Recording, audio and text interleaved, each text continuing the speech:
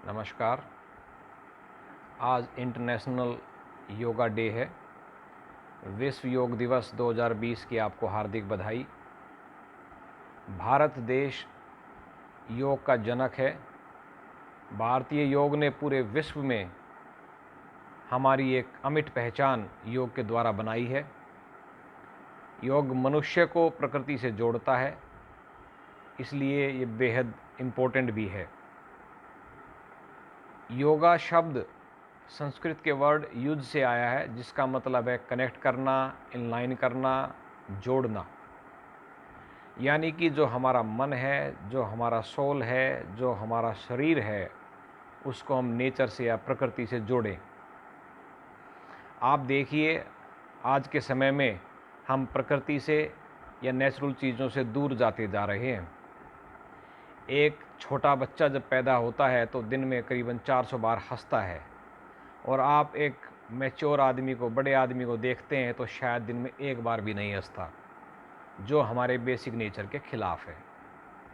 यानी अगर आप चाहें कि आप योगी बने या योग करें, तो ज़रूरी नहीं आप अपने शरीर को तोड़ें मरोड़ें।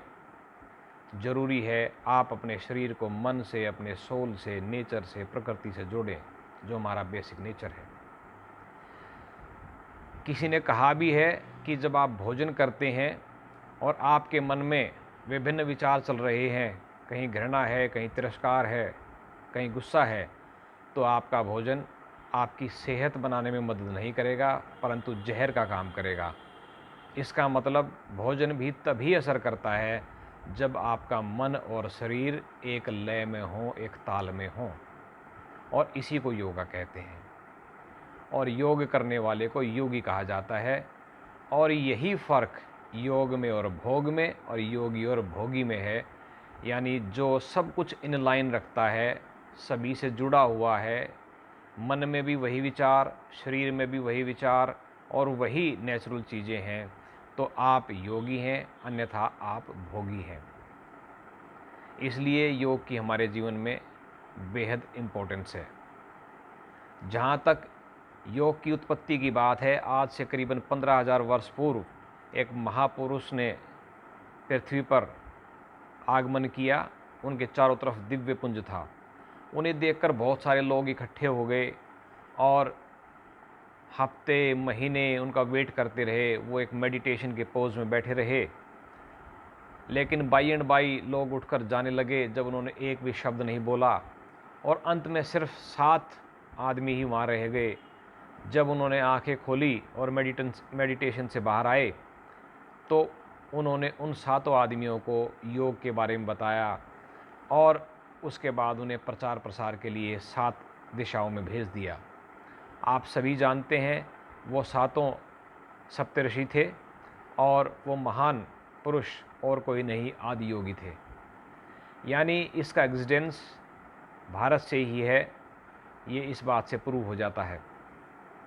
इसके बाद करीबन 5,000 वर्ष पूर्व इंडस सरस्वती सिविलाइजेशन में भी योग का जिक्र आता है। यानी इसका दोबारा प्रचार प्रसार तब हुआ। और योगा जो वर्ड है वो ऋग्वेद से आया है, इसलिए ये भारतीय संस्कृति से जुड़ा हुआ है, इसमें कोई दो राय नहीं है। महर्षि पतंजलि ने योगा पर बड़े ज़ोर शोर से काम किया और इसे आम आदमी तक पहुंचाने का प्रयास किया, और इसका असर भी भारतीय संस्कृति में आप जानते हैं दिखाई देता है। इंटरनेशनल लेवल पर 1893 में जब स्वामी विवेकानंद ने शिकागो में, अमेरिका में जाकर अपना हिस्टोरिक स्पीच दिया, तो उन्होंने इंटरनेशनल लेवल पर योगा के बारे में, उसकी इम्पोर्टेंस के बारे में लोगों को बताया। तब जाकर योगा की इंटरनेशनल प्रेजेंस हुई और लोगों ने इसे जानना और समझना शुरू किया। करीबन 2014 में जब Modi ji United nation general assembly में अपना भाषण देने गए, तो उन्होंने वहाँ प्रस्ताव रखा कि इंटरनेशनल योगा डे मनाना चाहिए। ये भारत का अभिन्न अंग है और हर मनुष्य की ज़रूरत है। इस बात को एक मत हो यूनाइटेड नेशंस ने 2015 से 21 जून को इंटरनेशनल योगा डे मनाना शुरू कर दिया। आप सभी इस बात को जानते हैं कि हर बार योगा डे किसी न किसी थीम पर होता है। कभी तो इसकी थीम पीस होती है क्योंकि योगा मन की शांति भी लाता है। कभी इसकी थीम हेल्थ होती है क्योंकि ये आपकी हेल्थ को भी ठीक करता है। कभी इसकी थीम नेचर होती है क्योंकि आपको नेचर से जोड़ता है और नेचर को कंजर्व करना, प्रिजर्व करना और सस्टेन करना इसका एक अहम हिस्सा है।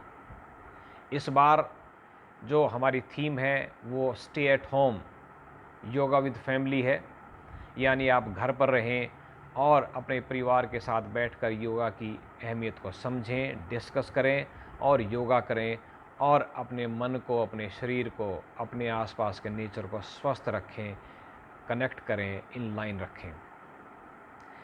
एक छोटे से उदाहरण से हम योगा की इम्पोर्टेंस और इस कनेक्शन की इम्पोर्टेंस समझा सकते हैं।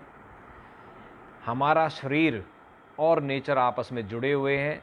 जो चीज़ हमें ज़रूरत होती है हम नेचर से ले लेते हैं और जिसकी हमें ज़रूरत नहीं होती उसे हम नेचर में दे देते हैं, और ये प्रक्रिया लंबे समय से चली आ रही है।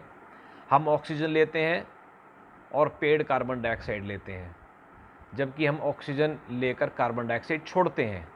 इसका मतलब हमारे जो लंग्स हैं वो पेड़ पौधे हैं, और कहा भी है इस दुनिया का जो लंग्स हैं वो अमेजन के जंगल हैं। यानी कि जिस चीज़ को हम छोड़ रहे हैं उसे प्रकृति कंज्यूम कर रही है, और ये एक चीज़ में नहीं, हर प्रकार के चीज़ों में आप देखें जो भी चीज़ हम एक्सक्रीट करते हैं उसे नेचर कंज्यूम कर लेती है, और जो चीज़ हमें चाहिए वो नेचर हमें दे देती है।